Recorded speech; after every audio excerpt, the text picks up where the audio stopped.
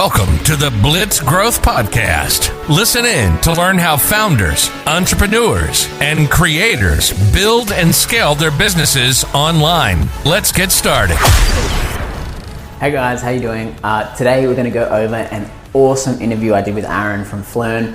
He has built a massive following and a huge course directory for photographers, and he goes into depth on how he built that community over 10 years, what it took, what made him stand out, and also all the different things that go into coming up with new content, understanding how business works, and how to delegate some of those tasks that you might not be as good at. So listen in, it's going to be an awesome episode.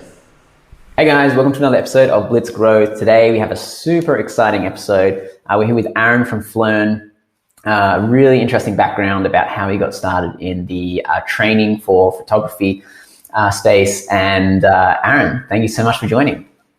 Yeah, thanks so much for having me. It's going to be really, really fun. Super excited to talk about the whole journey and where we are today.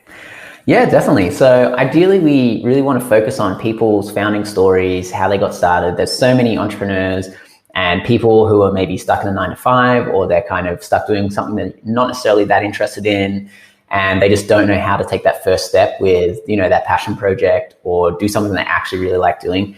So I'd love to dive into your story about how you got started, and because I feel like, this is such a good niche for someone who had a passion and turned into their full-time gig. So how did you sort of get started, and how has that changed over the years? Because now you have a really big team and a huge site behind it.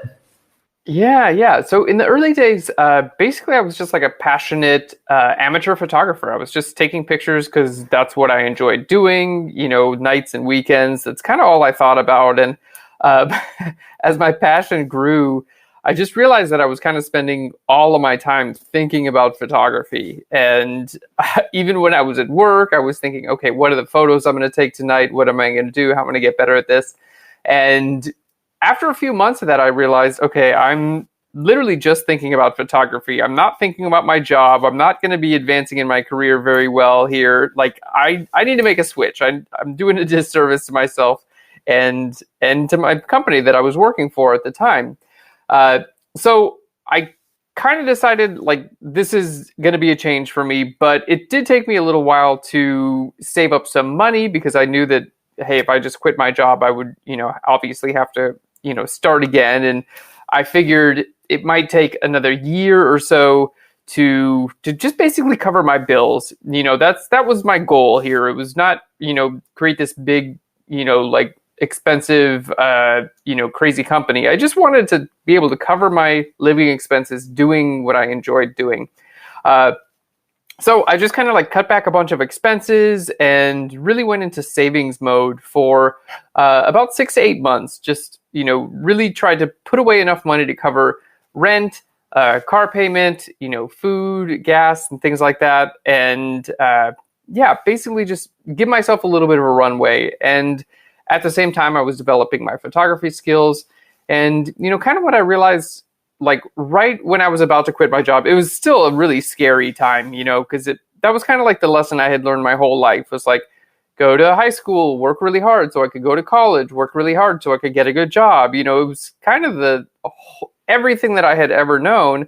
I was about to just go on a completely different path. And, when you go out to work on your own, there really is no path. You kind of just have to make it up.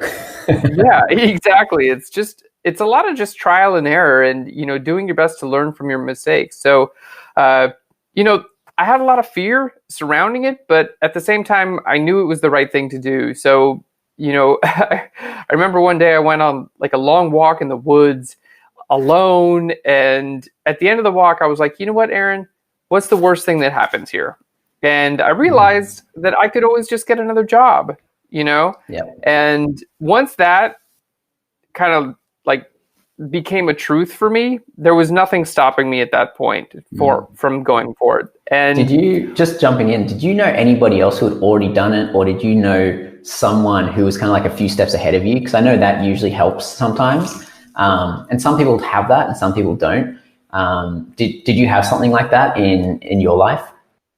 I did go to see a photographer in the town that I was living in. So at the time I was thinking I was just going to be a professional photographer. That's what I was, just a commercial photographer, basically. I did know of a photographer, and we went out to lunch, and I asked him, about his career and things like that. And, told him I was thinking about quitting my job. And he told me, don't do it. Don't become a professional photographer. It's not a good idea. I didn't listen to him, but well, you were competition for him, so he's like, no, definitely don't do it. Yeah, I guess so.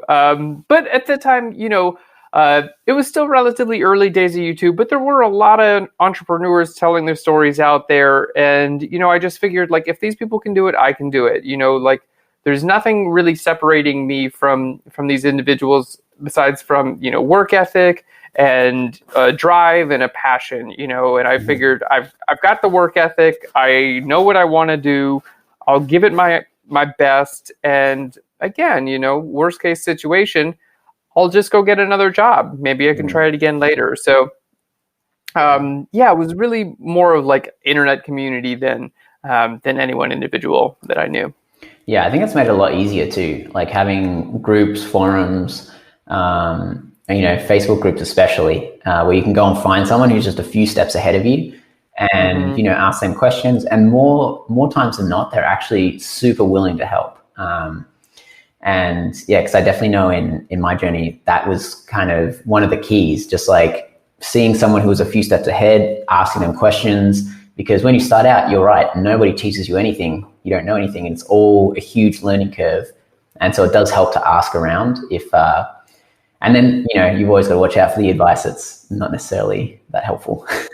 Exactly.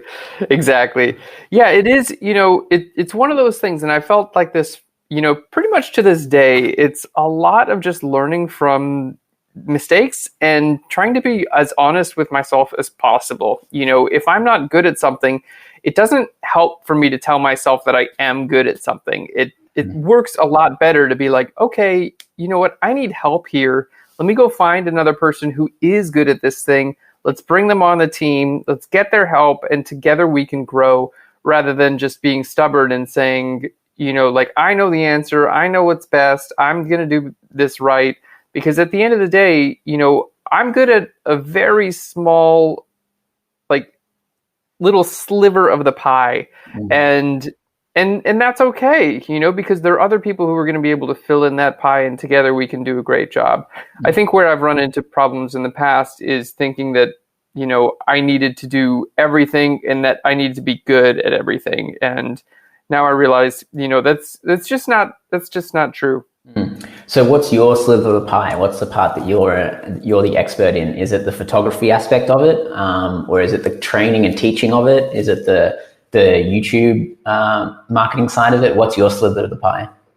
Yeah, I would say as a whole, basically I'm a very creative person. I'd love to create. I'm always looking for the next project. I'm always looking for the next exciting thing. I'm always looking to kind of expand and grow. Okay, we did that yesterday. What can we do tomorrow that's a little bit different, a little bit better?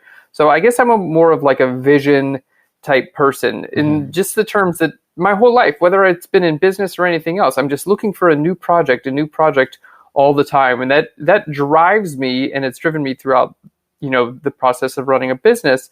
But, in a business, you also have a lot of day-to-day minutia. You have bookkeeping, you've got accounting, you've got, just running ads, you've got a lot of things that just kind of have to happen day in and day out. That's, moving numbers around and things like that. And, that's not something I necessarily focus on naturally as a person. I'm more of like an idea, pie in the sky type of person. So, having help when it comes to that sort of thing has made all the difference in the world. Yeah. So, I wouldn't be able to run a business on my own, really. Just, there would be too many things that I just wouldn't have the patience to do or wouldn't want to do. And so they would never get done. For instance, these days I've had my ups and downs with social media, and I'm at a point in my life right now, and this is not advice to anyone, by the way. I'm just sharing where I'm at right now, is that I kind of don't really want to be that involved in social media personally, right now. Very time-consuming. For the brand, it's still very important. Social media is basically a free marketing platform. It's incredibly valuable.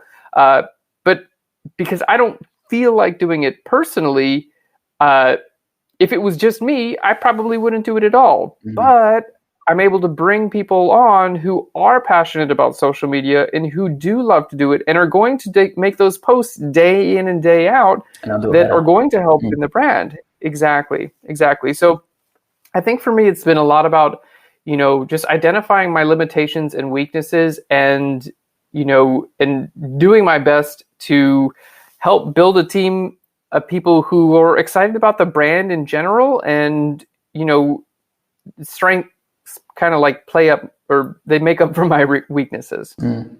Yeah. So just to backpedal a little bit, let's go into maybe just explaining what Phlearn is, and give people who are listening an idea of kind of what the core value of the site is for people who go there, and then we can kind of dive into how you delegated that stuff or what you're delegating, and then how you sort of got that website started and how it originated. Yeah, for sure. So Phlearn is basically an online education resource for photographers and creatives.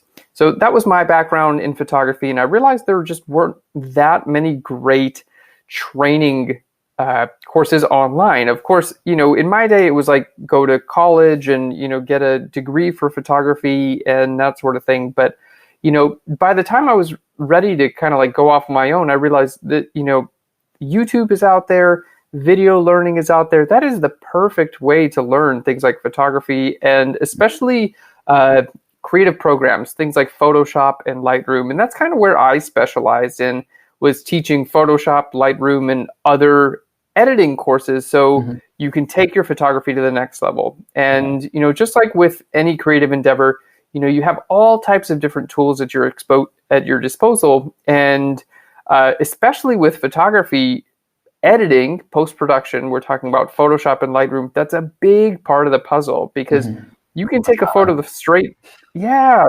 can take a photo that's, straight out of the camera and it looks decent and it's going to look similar to every one of your peers who's just taking a photo, and posting it on the internet. But, 5-10 minutes of working in a program like Photoshop, you can take that photograph and just bring it to an entirely new level. It's going to look way more polished and way more refined. And at the end of the day, that's going to help set your photos apart from anyone else's. And whether you're looking to do this as a professional photographer, a social media influencer, or just someone who wants to take better images in general, learning how to do that can make a huge difference in your photos. And as we know, we're a very photo-driven world right now. Things like Instagram, the quality of your photos can really kind of dictate and inform the quality of your brand as a whole. If we stumble upon a website and their photos just really aren't up to par, we're going to judge the entire company. So that sort of thing is incredibly important. So that's what we focus on with Phlearn, is making it extremely affordable. So kind of the big things to rewind, in starting this company, one, I wanted to make sure it's available to everyone on the internet. So since 2011, I've been making free Photoshop tutorials on YouTube and posting them every single week. So if you guys are interested, if you're interested in learning Photoshop, you can do that absolutely free from Phlearn on YouTube. So that's Phlearn.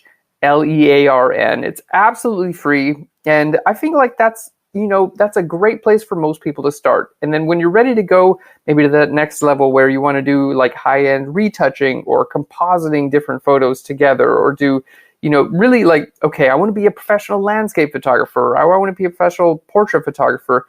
We have courses that are going to teach you high-end retouching classes and basically everything that you would need to know. Maybe you want to become a wedding or an event photographer. All of that stuff is taken care of on Phlearn.com as a part of a subscription. Basically, you just pay once a year and you get access to our entire course catalog. So, at the core of it, we try to make learning fun. That's our tagline. And we're here for creatives to help them create better images and, help them grow their businesses. Yeah. So what would you actually say are the three best things that you should do to improve your image quality? just like for people who are trying to maybe take their photos to the next level, or they're trying to improve their content and brand image, that sort of stuff? Yeah, I would say, when taking photos, lighting is a really, really big part of taking a good photo. So if something looks good to your eye, we all have been to, a sunrise or a sunset, and you look over a landscape and you're like, man, this is beautiful right now. Chances are it's going to make a beautiful photo. But if you're staring at your room and it's all a mess and there's stuff everywhere and it's kind of dark, and it's not probably going to make that great of a photo because it doesn't look that good to your eye. So I would say start there. If you're, start and trust your eye. Like, find something that already looks good and take a picture there.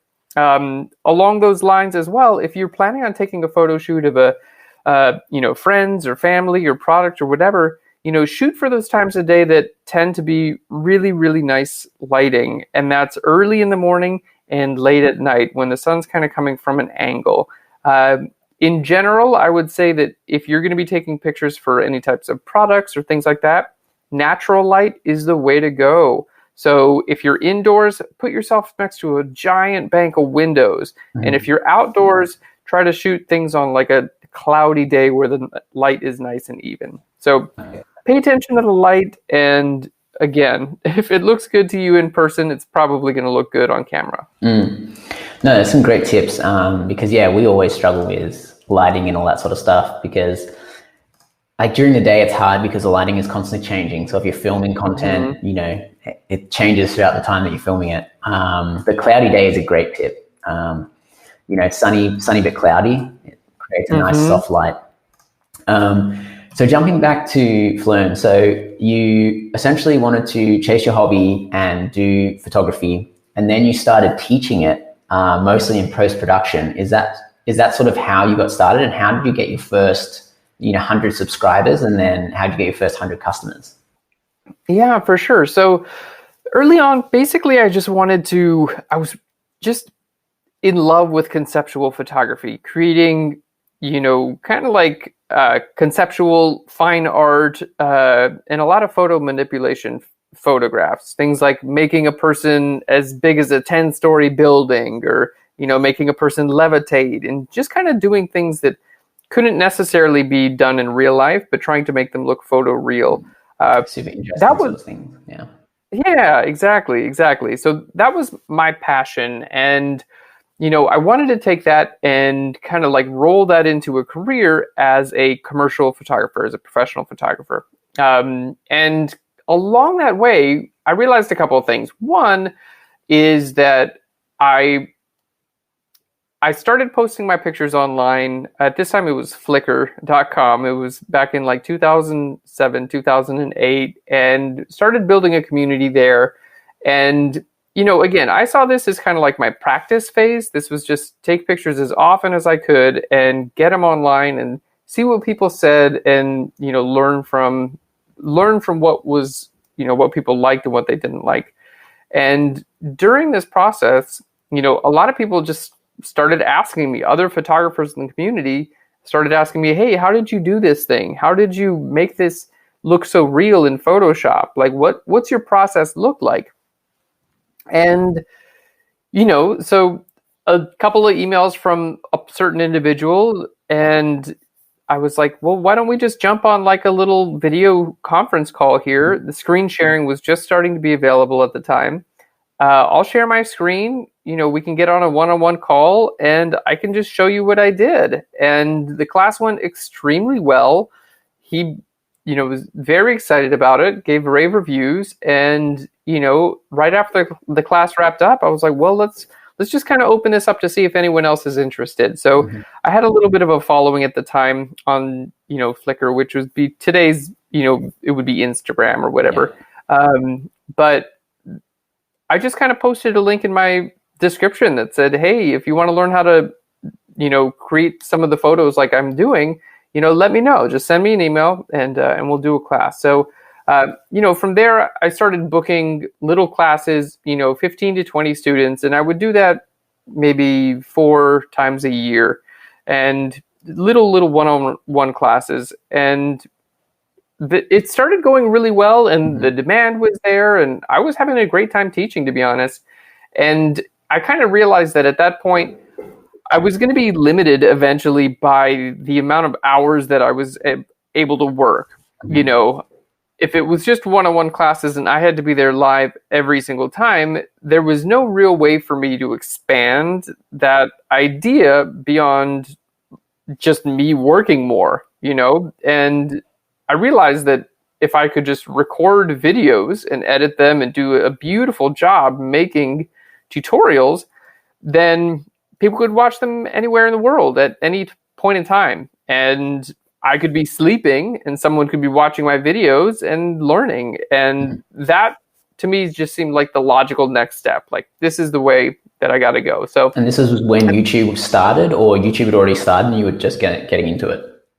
YouTube had just started a couple of years previous. So I posted my first videos on YouTube around 2010. So at that time, it was a pretty new service. That was the first place you posted them? You didn't post them anywhere else? I posted them on Vimeo.com as well. And at the time, you know, it's kind of funny. Vimeo was offered HD videos and YouTube did not, you know, so that was like the big difference between the two services. Yeah, it's kind of funny to think about YouTube not offering HD. YouTube also had a time limit. You couldn't upload videos that were more than like 8 or 10 minutes long. Wow. It was a free service. Yeah, there were no ads at that time on YouTube. Also, you know, Google hadn't bought them yet. It was an independent company. And it's been so expensive to run in the early days.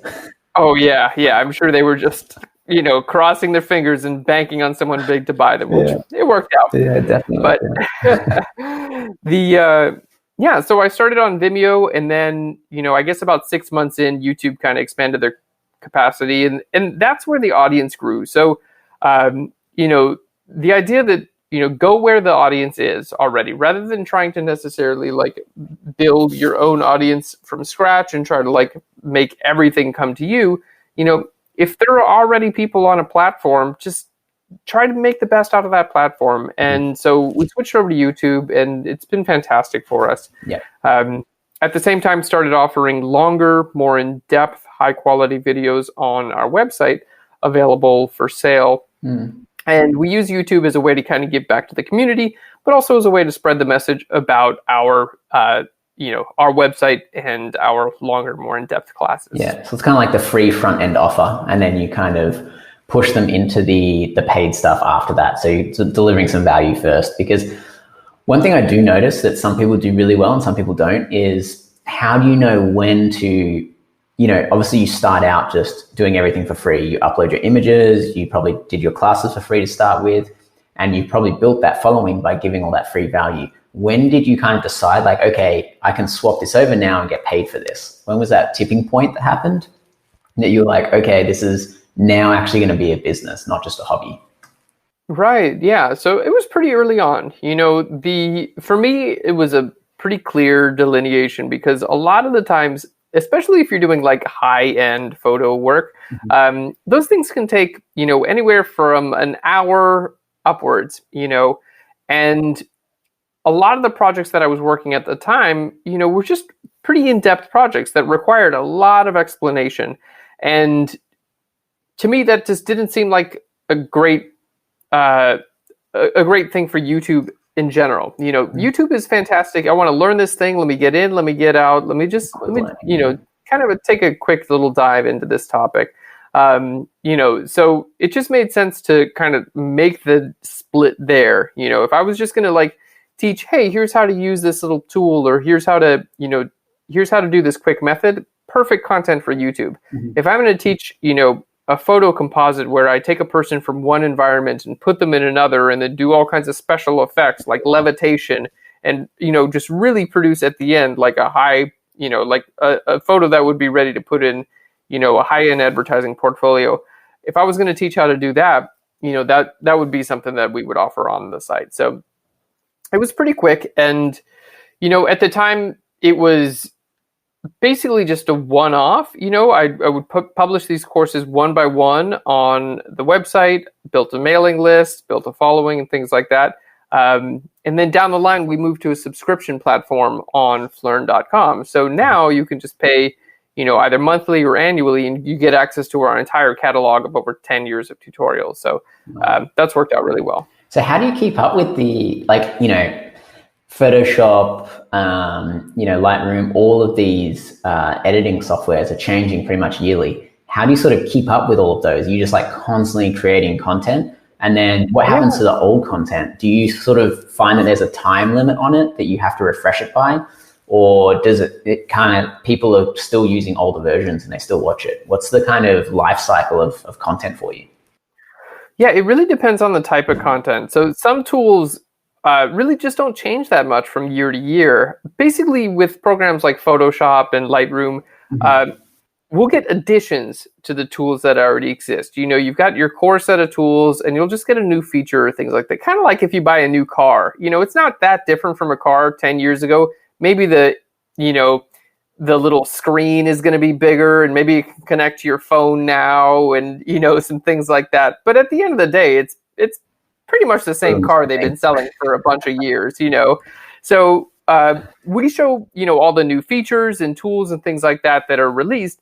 But, at its core, these programs have been extremely powerful for a long period of time. And even if you are using an older version of Photoshop, that you got in, CS6 or whatever when you were in high school or college, or, maybe a buddy gave it to you many years ago. I don't know what's going on out there, but those programs are still incredibly capable. And we have classes that teach everything to do on those programs. But even the brand new version of Photoshop, it still has all those tools. They don't really change that much. So if we teach them on the newest version of Photoshop, even if you're using something that's a few years old, you'll still be able to take advantage of those.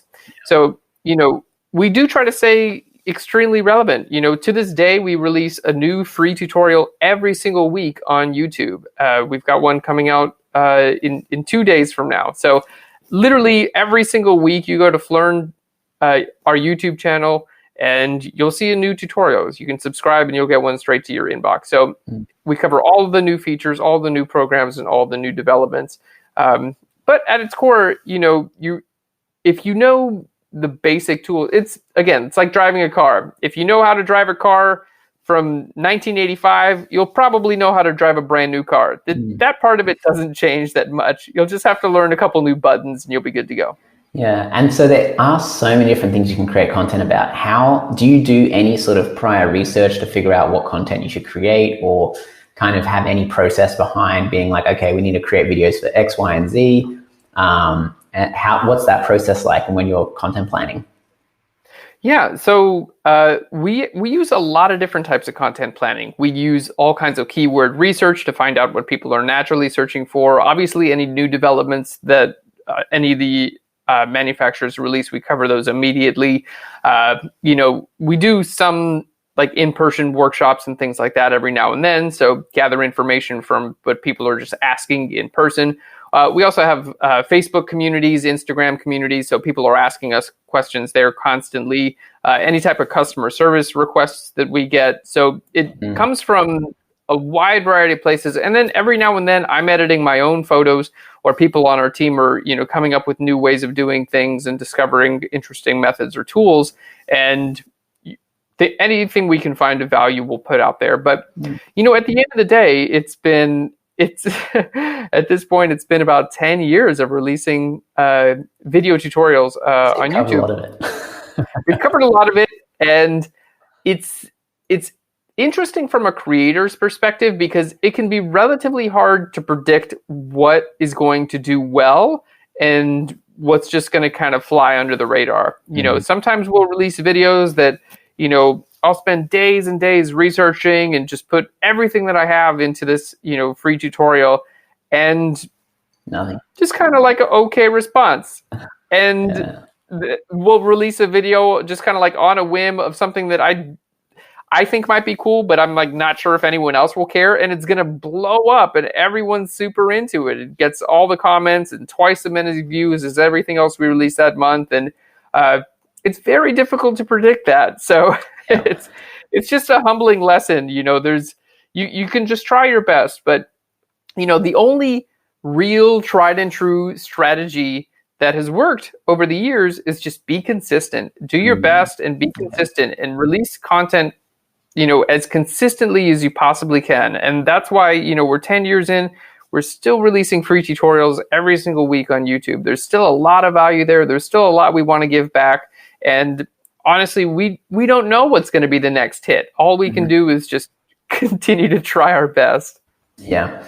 Yeah, I have heard consistency a few times from other YouTubers I've talked to, being one of the most important things. But what other kind of key factors do you think add to running a successful YouTube channel? I think getting to the content as quickly as possible is very important. People are busy, especially nowadays. YouTube has actually changed a lot, and I feel like attention spans in people in general has changed a lot over the last 10 years. When we used to start off a 15-minute video, no problem. People would watch right through it. Now we're lucky if we can get people around for 5 minutes, and it's not the fault of the individual. It's just like, think about how many different images and videos and snippets we consume in a day. So much content. And if something is not extremely interesting, boom, on to the next one. It's just kind of like the development of technology, to be honest. So I find that just getting to that content as quick as you possibly can. People are not looking for fluff. They're looking for an answer, especially if you're in any type of education or tutorial service, or, if you title your video, here's how to do that thing, within the first 15 seconds, I want to be learning how to do that thing. You know what I mean? I don't care about, what this person had for lunch yesterday. Yeah. I don't put it in the last background of where they went to school, their job. Not interesting. Maybe if you want to start a vlog where you just talk about your day in life and build a different type of brand, I think that there's a lot of value there. Or if you do have a YouTube channel in which you want to do some how-to videos and then also some vlog type content, separate those out and let people know in the intro, like, hey, you're not going to learn anything in this video today. This is about my day. If that's interesting to you, stick around. If not, check out my other videos on how-to. I think be very started pretty much. Exactly. Just talking about their days. And there's a good market for that. But I think being very clear with your audience from the beginning, from how you title your video content or any type of content, really creating it, the thumbnails, the introductions, I feel like the better structure you can give an individual, it's just going to kind of help set up expectations. And I feel like expectations is everything. If you started this conversation with me today and, you were like, okay, today we're going to talk about this, this, and this, and I started mentally preparing for it, I'd be like, okay, cool, I'm ready for this conversation. And then halfway through the conversation, you turn a total curveball, you leave, someone else comes in, we start talking about the weather for 20 minutes. I'm like, what just happened? I was not expecting this. I don't like this anymore. I want out of this. So I feel like we got to do the same thing with our viewers on YouTube. Let's let them know what to expect and then deliver on those expectations, because it's all about expectations versus reality. And if you can set them up, it's important. So at the beginning of all of our videos, I give a short intro. Here's what you're going to learn in this video. Here's a before and after photo. Here's how we're going to do it. That way, 15 seconds into the video, they know what they're going to get out of it, and they can choose whether or not to watch it, because I don't want to waste their time, and I don't want them to get halfway through a video and be like, this sucks. This isn't what I'm here for. I'll never come back to this whole channel. And it doesn't do me a service either. So I make sure, tell them exactly what they're going to learn, show them the process and the meat of the video, and at the end, summarize it again. Here's what you learned. That way doing 5 other things at the same time. Probably.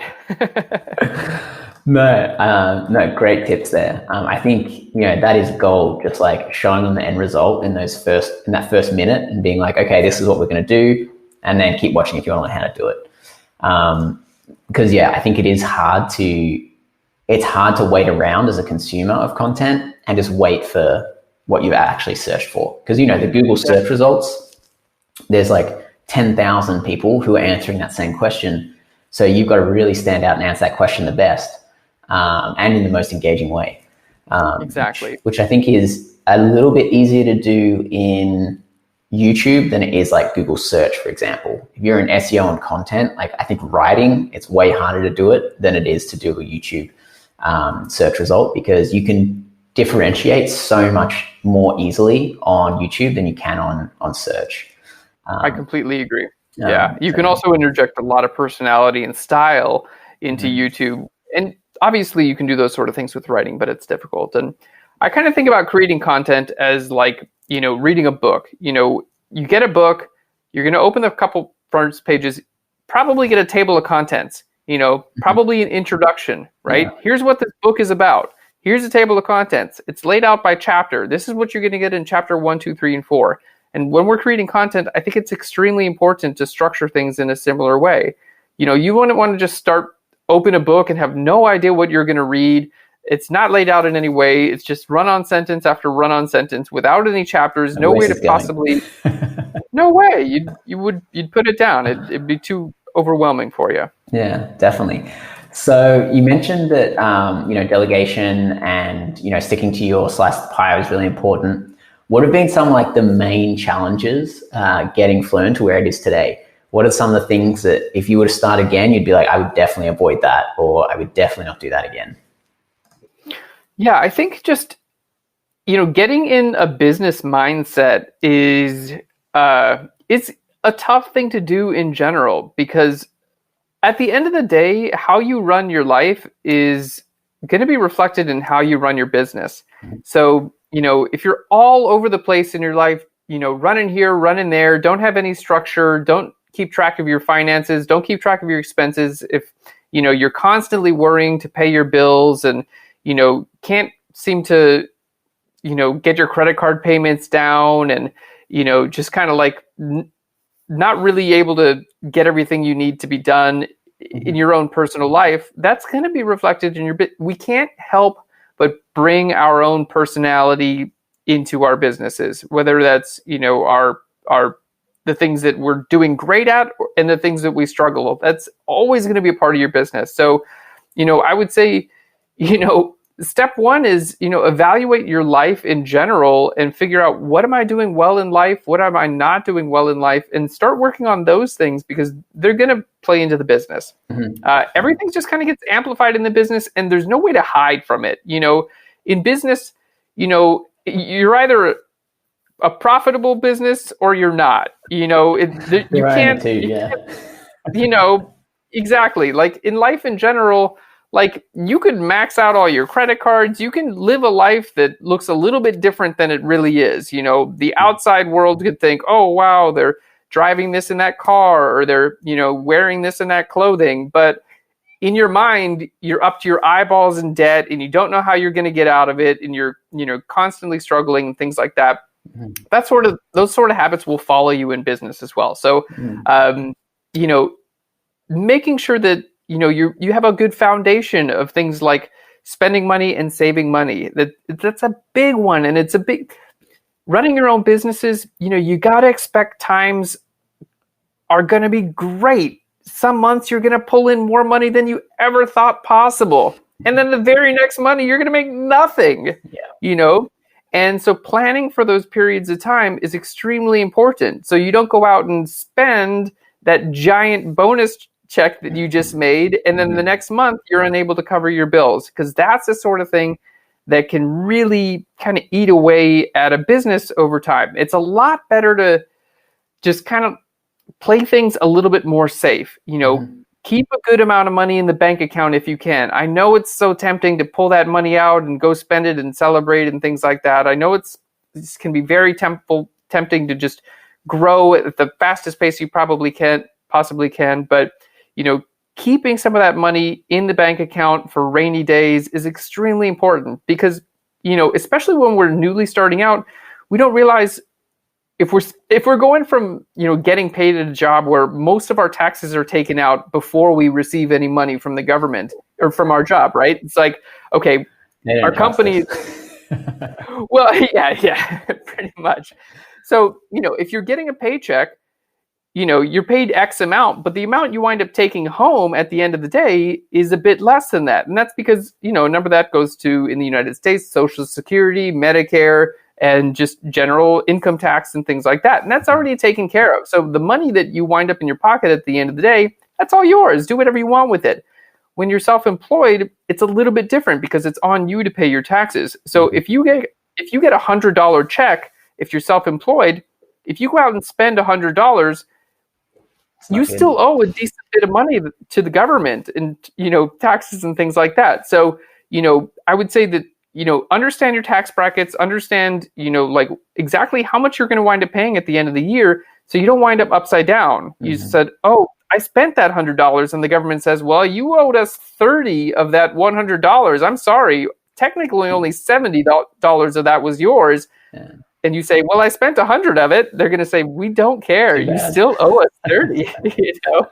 So even just little lessons like that, it can make running a business much easier if you just kind of, make sure you follow those little guidelines from the get-go. That way, when tax season rolls around, you're not surprised. You put that money aside. You say, cool, I'm good. I took 30% of every dollar that I made and I put that aside and I'm good to take care of my, my everything that I owe and a little bit over for rainy days. So I would say little things like that. Sorry, I realize I'm giving very practical money things, but I feel like especially me as a creative, that's one area where I just really, it took me a little bit of time to really learn that lesson. Yeah, no, I think it's a common thing when you have that creative background, you don't have as big an emphasis on the logic of all that sort of stuff because you're really focused on the creative side. You're like, okay, at any cost, I want to make this interesting. I want to make this amazing. I want to make this great.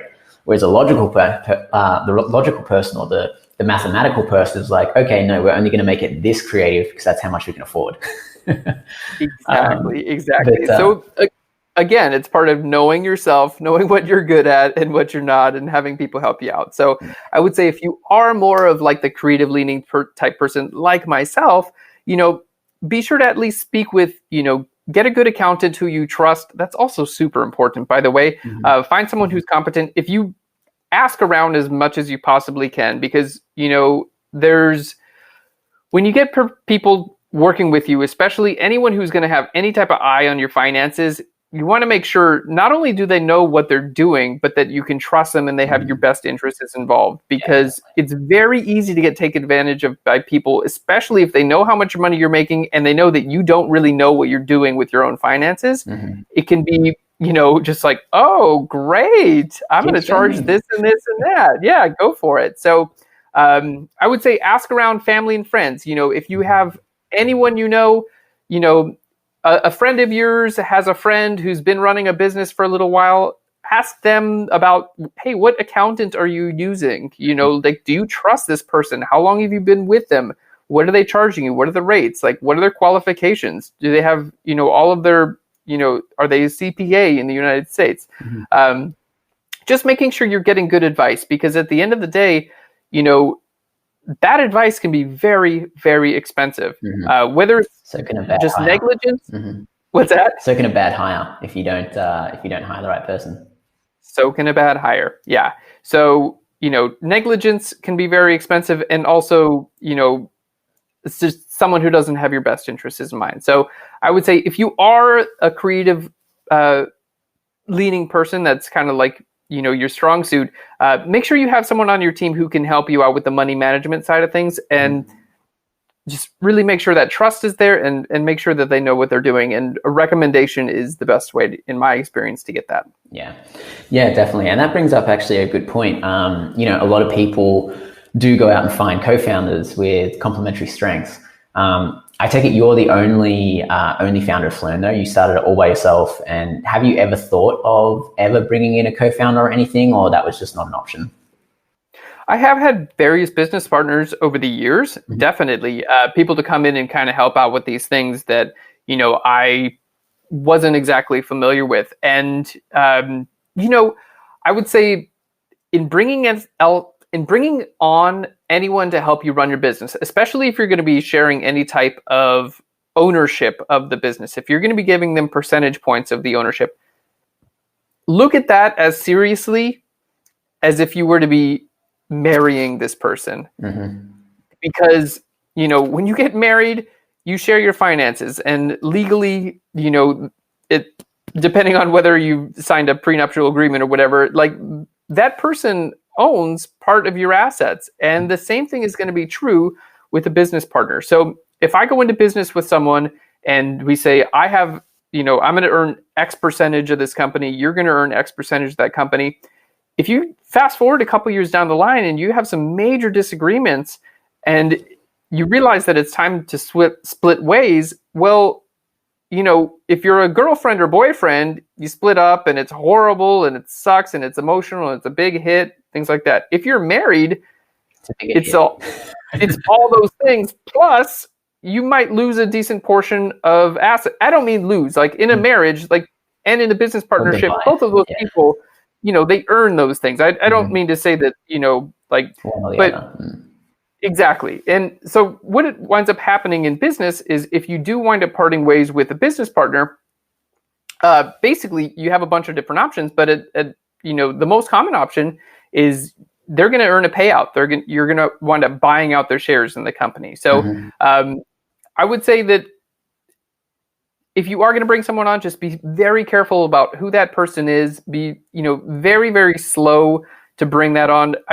I would really recommend trying to do everything yourself. And this is also for raising capital, by the way. If you can get away with not raising capital and not giving up any percentage points in your company, I highly recommend doing so, because at the end of the day, you're in someone else's pocket there.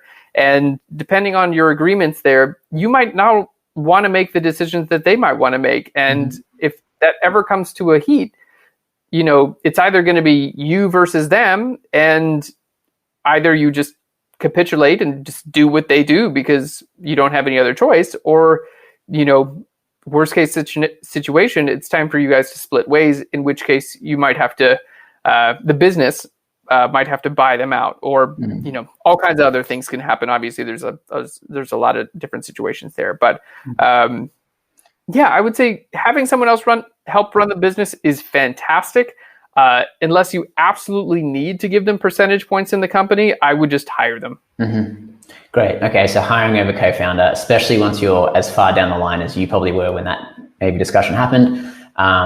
And so, because we have found, most of my companies, apart from one, we've done, there's been a co-founder, and it's been really good because he's got the development side, I've got the marketing and sales side, and it makes a good team. But we started from ground zero, so we both started from zero. If you have already developed something, it is much harder to bring in a co-founder and have that balance. So if you are going to go with a co-founder, I really suggest starting at ground zero with the co-founder. And then if you're further along, if you can hire out that's obviously a much more desirable path for you, because you don't have to give up that equity. We bootstrapped all of ours as well, and it's way better. I do have a few friends who have taken funding and that sort of stuff, and they just end up getting a boss again, essentially. There's always metrics they need to hit, or financial reports they have to put together every quarter, and, they're essentially reporting to someone. So some people, they need to take the funding. If you can avoid it, I agree with you. Try and bootstrap it. But yeah, all like that, I know, went away from the creative side and the YouTube stuff, but all of that is just as important. Like understanding finances, having good personal traits and habits and all that sort of stuff. Totally agree with you. It is definitely amplified within the business. If you are lazy at something, it's only going to get worse if you start building a business and that skill set is required. But yeah, thank you so much, Aaron. Where can everybody find out a little bit more about you? Where can they go and find out, how to consume some of this awesome content that you're putting out? And where's the best place to get in touch if they, have questions or they want to connect with you personally? Yeah, thank you so much. So I would say a great place to start is our YouTube channel. So that's Phlearn. It's Phlearn. And then we're the same on all of our networks. So if you're interested in, really bringing your skills to the next level, Phlearn.com. We have a great subscription platform. You get access to every single video we've ever made. Connect with us on YouTube, Facebook, Instagram. It's all Phlearn. So Phlearn. That's the best way to get a hold of us. And I'll put all of that in the show notes and everything, so there's no spelling issues or anything like that. Thank you. You got really lucky to get all of your handles the exact same. It's almost impossible to do that now. It really is. Yeah. We kind of lucked out on those ones. It helps to have made up a word that no one else was competing for. No, I think that's the easiest way to do it now. If you go with a common word, you're never going to get the domain, you're never going to get the social handles, and everything's going to be mismatched and it's going to be tough to find. Whereas yours is super easy. There we go. So awesome. Thank you so much, Aaron. For everybody listening, hopefully you really enjoyed that session, and Aaron provided some great value on, not just how to use YouTube, how to build communities, how to get awesome customer feedback and user feedback to create content. I'll do a summary in the show notes if you want to go through some of those dot points. And Aaron, thank you so much for your time. Really appreciate it. And congratulations on Phlearn. It looks like an amazing setup you've got there. And it's really cool that you're still giving back. Thank you so much, Jack. Appreciate it. If you like the show, remember to share it with friends and coworkers. You can also check us out and share past episodes at blitzgrowth.com. Hit subscribe and leave a review letting us know how this podcast has personally helped you and your business. If you have any topics you'd like us to cover, make sure to send us an email via blitzgrowth.com. Thanks for listening, and we'll catch you on our next episode.